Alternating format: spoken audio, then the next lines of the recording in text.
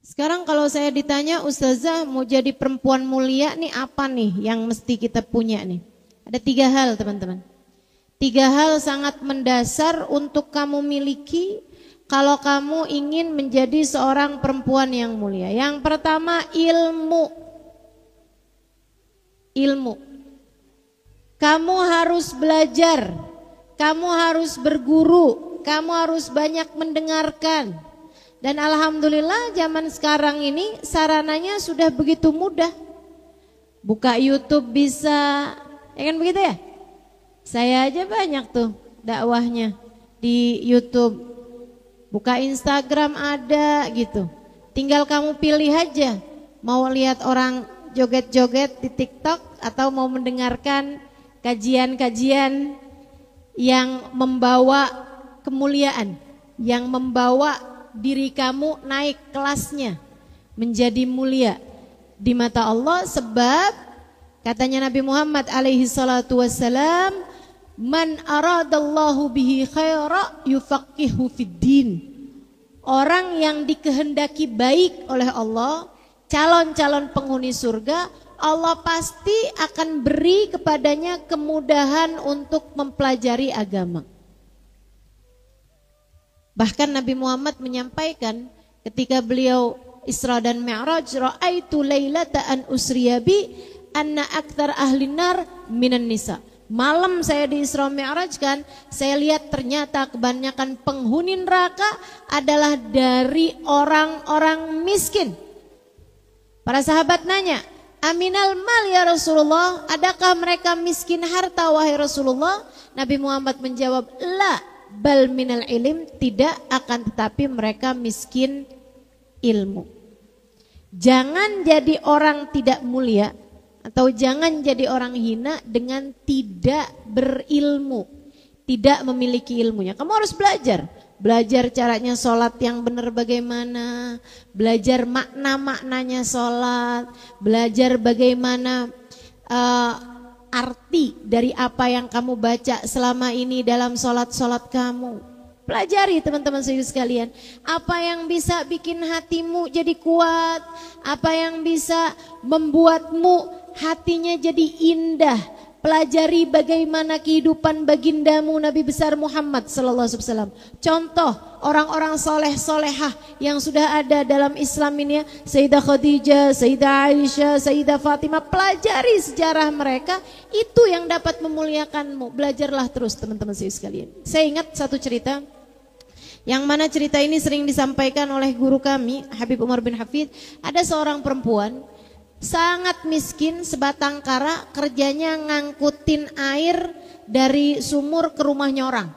Jadi jasa pengangkutan air dari sumur ke rumahnya orang zaman itu ya.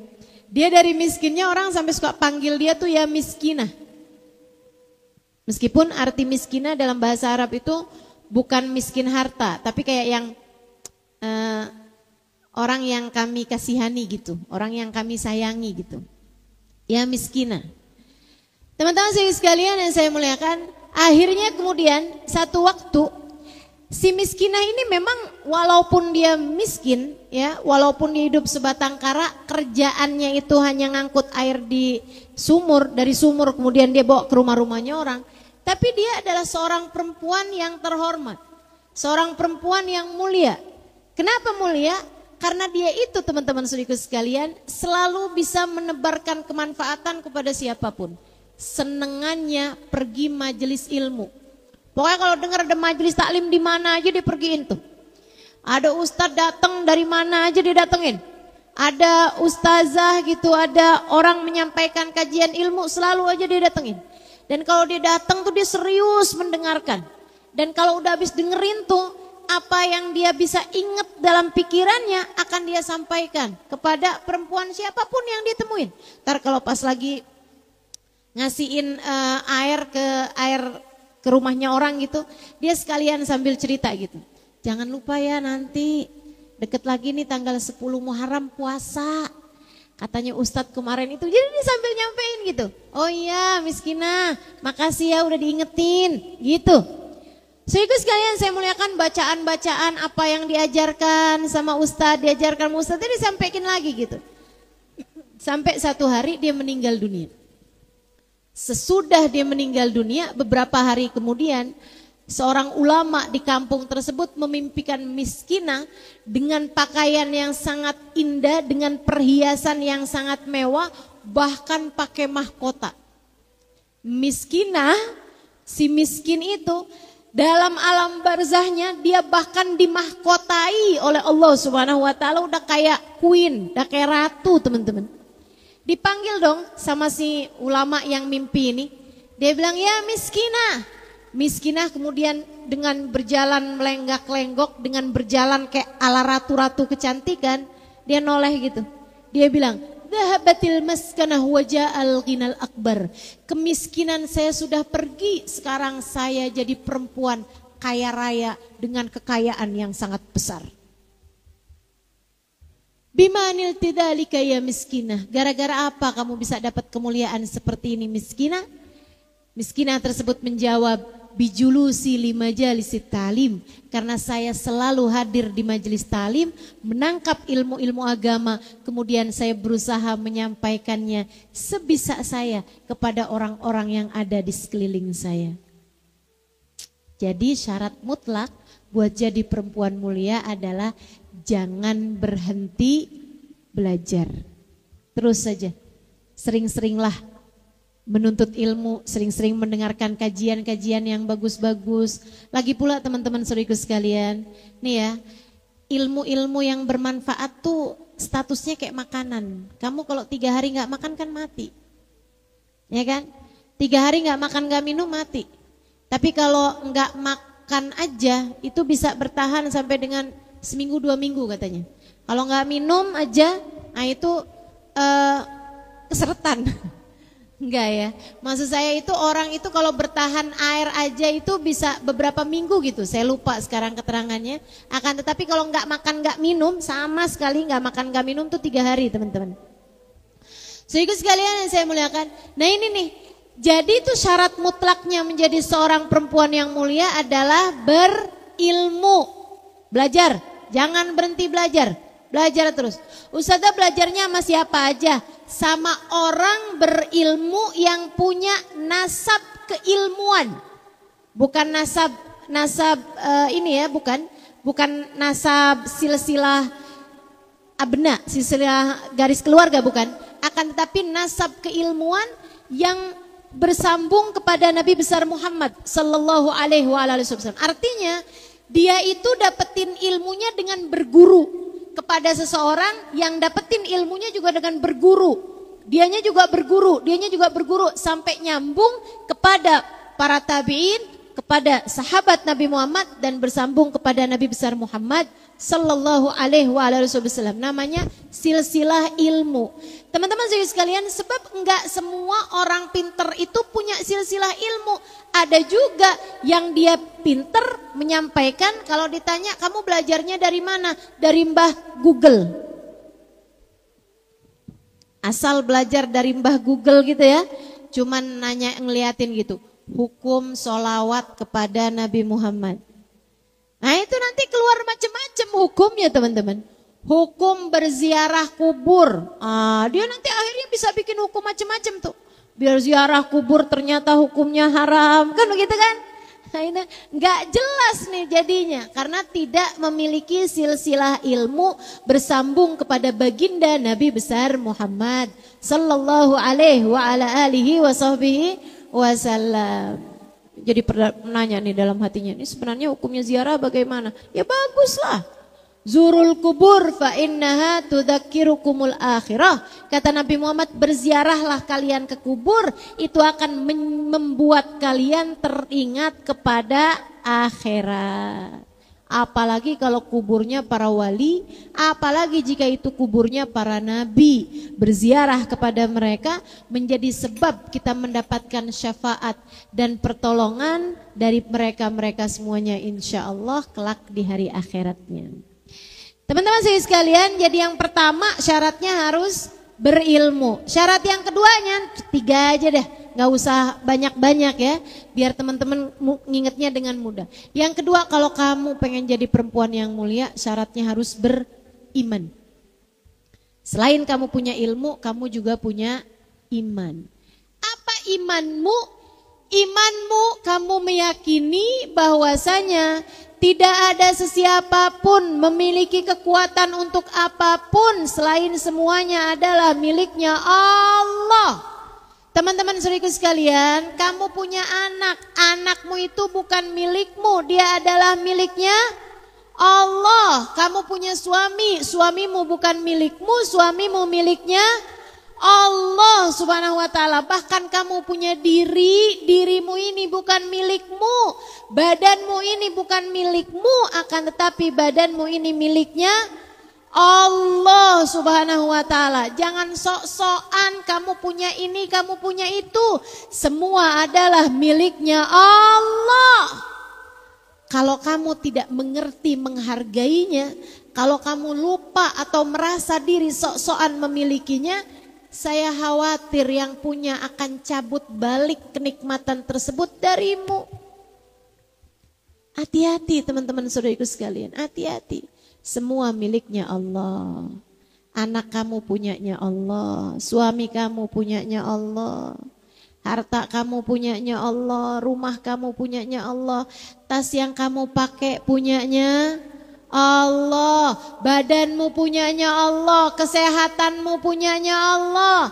Semuanya miliknya Allah subhanahu wa ta'ala. Jangan sombong punya harta, jangan sombong punya tahta, jangan sombong punya rupa yang cantik. Jangan teman-teman saudaraku sekalian, Allah dengan mudah bisa menghilangkannya darimu. Bahkan jangan sombong punya ilmu, Allah dengan mudah dapat mencabutnya darimu.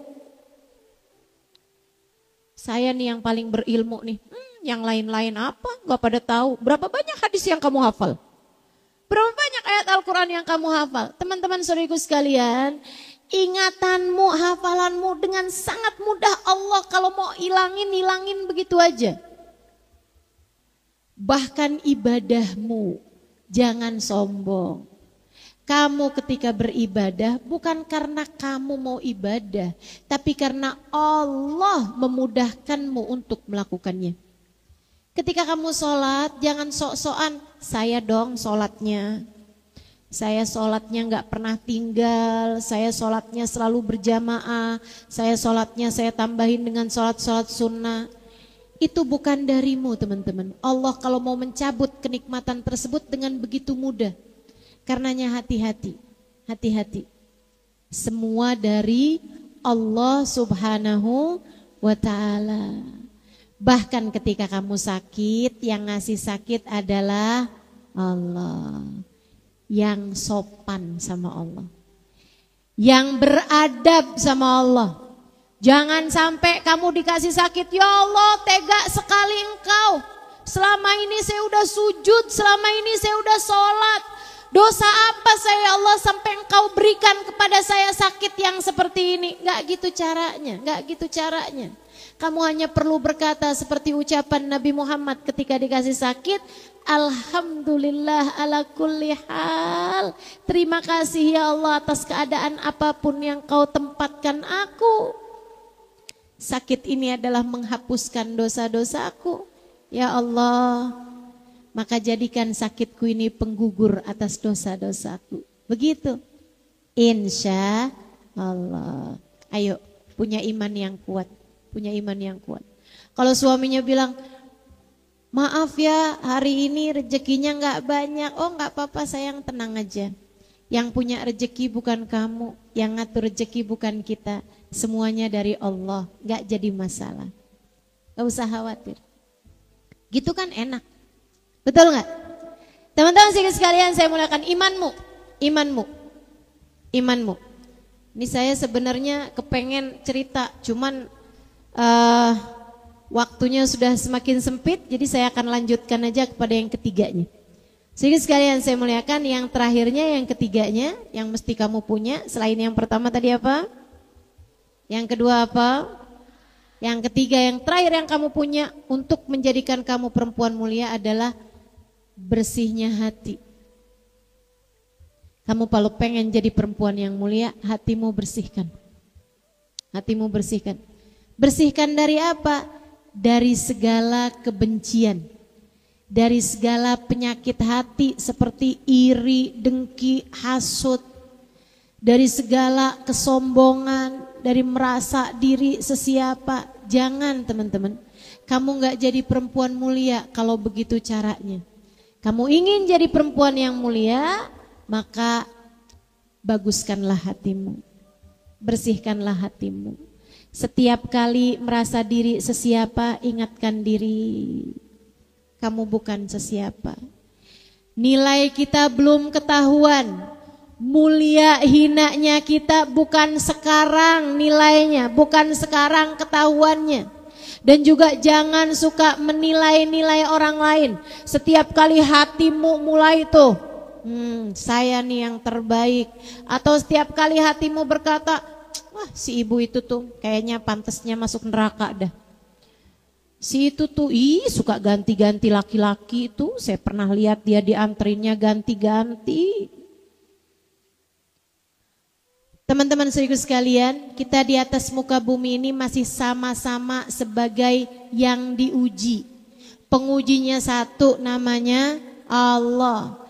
Kita ini sama-sama sedang dilihat, sedang diuji nih. Ini pertandingannya masih berjalan. Jangan kesibukan ngeliat-ngeliat peserta yang lain. Ini hari ini nih masih lagi ada pesta olahraga ya. Apa namanya? Pora. Nih kan, ini kayak gini nih, kita hidup di atas muka bumi ini nih kayak lagi masih mengikuti pora nih ibu-ibu sekalian. Masih lagi pertandingan, ada jurinya. Urusan menilai peserta-peserta yang lain itu urusannya juri, bukan urusanmu. Kalau ada orang lagi ngikutin pertandingan, tapi kerjaannya nilai peserta yang lain, ini kira-kira gimana nih dia nih? Dia lagi ikutan jalan cepet gitu ya, tapi kerjaannya yang, kesian banget deh si itu deh. Iya ampun, jalannya lambat banget, ya ampun saya dong jalannya cepet. Terus aja gitu kayak gitu. Itu yang ada akhirnya bisa dikeluarkan dari pertandingan. Bukan begitu? Saudaraku sekalian, kita sama-sama masih sedang diuji. Sebagai yang sama-sama masih sedang diuji, enggak usah kebanyakan melihat yang lain-lain dan memberikan penilaian. Cukuplah penilaian itu dari Allah Subhanahu wa taala untuk siapapun. Kita hanya perlu menjalani setiap ujian dengan cara-cara yang terbaik. Ustazah, nilainya ketahuannya kapan? Nanti saat kamu berada dalam alam kuburmu, teman-teman.